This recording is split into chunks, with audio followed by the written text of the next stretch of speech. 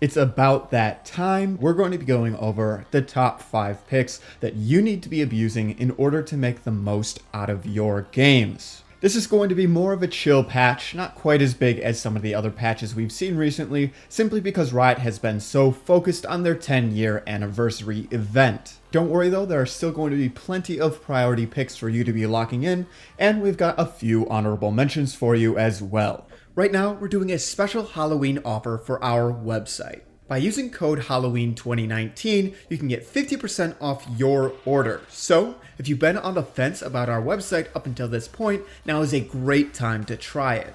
Our website has hundreds of guides, all done by challenger players, sorted into a quick and easy to use courses system. We have courses both on the 5 fundamental roles, as well as champion specific courses. So, if that is something that interests you, then make sure to check it out using the link in the description below.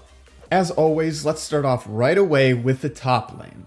Our number 1 priority pick this patch is going to be Garen. This champion is so strong recently across all elos. In fact, I've been playing Garen in Master and Grandmaster MMRs and seeing success. Now, the champion doesn't work quite as well in Challenger, but that's simply because the players in that elo are good enough to know what Garen does and to respect his damage. Garen is strong into pretty much every single melee top laner in the game. He's even decently good into some ranged matchups. The only real thing that you need to watch out for if you're going to be locking in Garen are picks like Unhit Neeko top or Vayne top.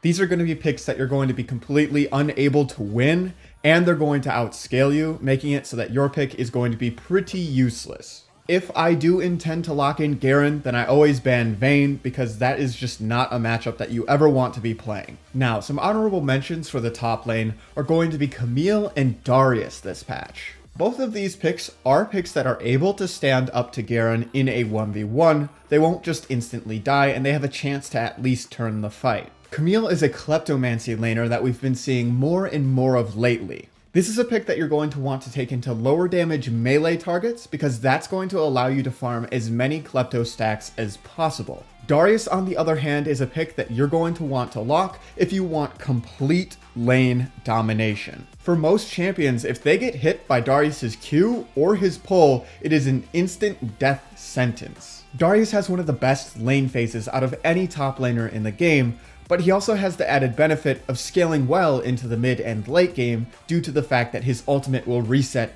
granting him his passive. If you're not able to get your hands on Garen, I would highly recommend trying these 2 champions instead. Now, moving on to the jungle role, Shaco is getting nerfed this patch, so we're going to have Kha'Zix back at the number 1 spot. Shaco is still a really strong pick, but Kha'Zix is just too strong at the moment, having a wide variety of build paths and evolution paths that he can take. Kha'Zix is going to fit into pretty much every single game, and he has a very, very high carry potential. There are very few champions that are going to be able to outcarry a fed Kha'Zix. As long as you're able to learn each of the different evolution paths and build paths and when you should be taking them, you're going to be seeing a lot of success on Kha'Zix. Now, as I mentioned before, Shaco is getting a small nerf this upcoming patch, but that does not mean that he is not going to be able to jungle anymore.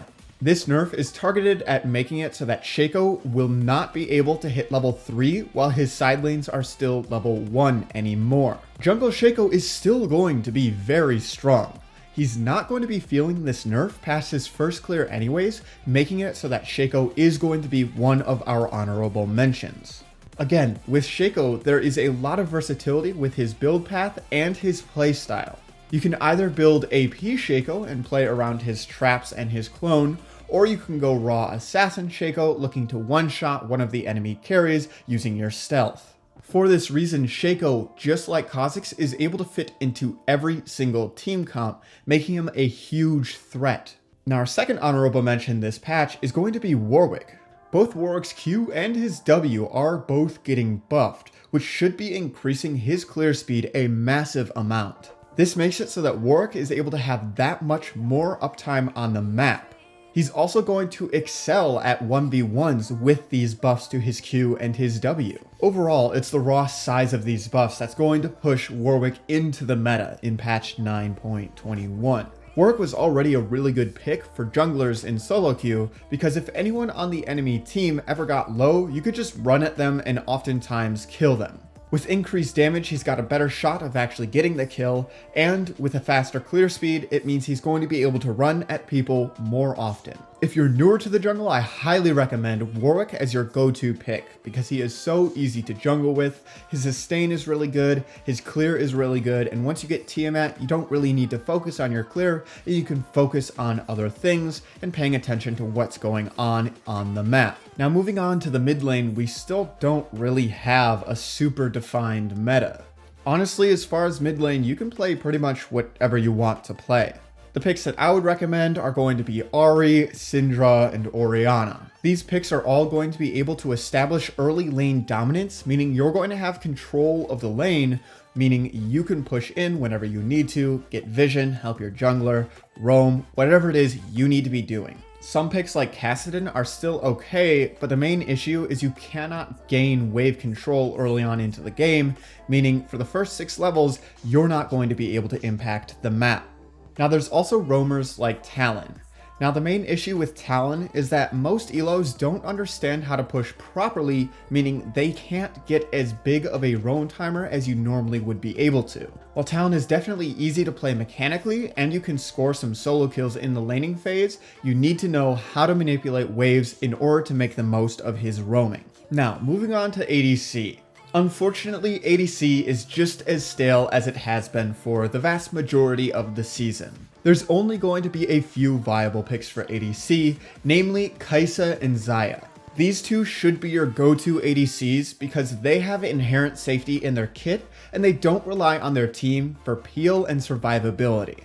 If you're not able to get your hands on Kai'Sa or Xayah, then Ezreal is a good backup pick because again, he has that inherent safety, or you can go for Jinx. Jinx is a very risky ADC to be locking in because she has no safety in her kit and is a meta full of divers and assassin. You need to be positioning well, saving your heal and your flash for defensive reasons, and you need to be using your traps properly in order to make the most of this champion. Jinx's potential for outputting damage is insane, but you need to be playing and positioning well in order to achieve this potential. You can achieve just as much damage or more by playing Xayah or Kai'Sa, except you don't need to be as careful about your positioning because both of these champions have a get out of jail free card.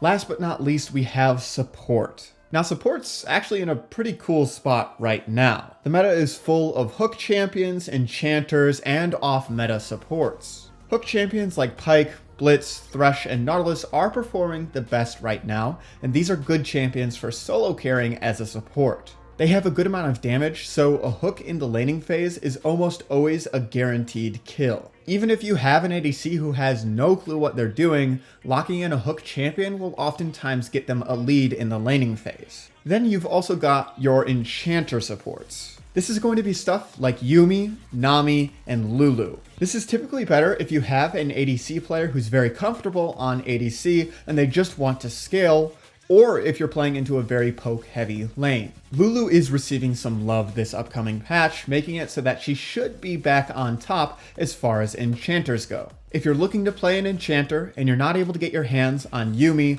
then Nami and Lulu should be your go-tos. Finally, we've got some off-meta supports. First and foremost, we need to talk about Shaco support. AP Shaco has been doing insanely well as a support ever since the changes. He has really good objective control, and he's able to just run his clone into the enemy team, providing instant CC on multiple members of the enemy team, and there's nothing the enemy team can do about it. It's also really hard to gank in AP Shaco because you have to path through his boxes in order to do it, so you're always going to be risking your own death if you try to gank AP Shaco. Even with the nerf to boxes, AP Shaco support is still going to be strong. The other support that isn't all too popular that I want to talk about is Brand. If you want a support champion that can carry with damage, Brand is going to be your go-to guy. With Dark Harvest and Liandry's Torment, this champion does an insane amount of damage, and he's actually able to solo carry games if you can hit your skills. You need to be very careful though because he is a very fragile champion who is typically weak to the hook champions. Positioning is just as important on this champion as it would be on any standard carry, so if you do lock in Brand, know that you need to be playing really well in order to carry. Right now, we're doing a special Halloween offer for our website. By using code Halloween2019, you can get 50% off your order. So, if you've been on the fence about our website up until this point, now is a great time to try it. Our website has hundreds of guides, all done by Challenger players, sorted into a quick and easy to use courses system. We have courses both on the 5 fundamental roles, as well as champion specific courses. So, if that is something that interests you, then make sure to check it out using the link in the description below.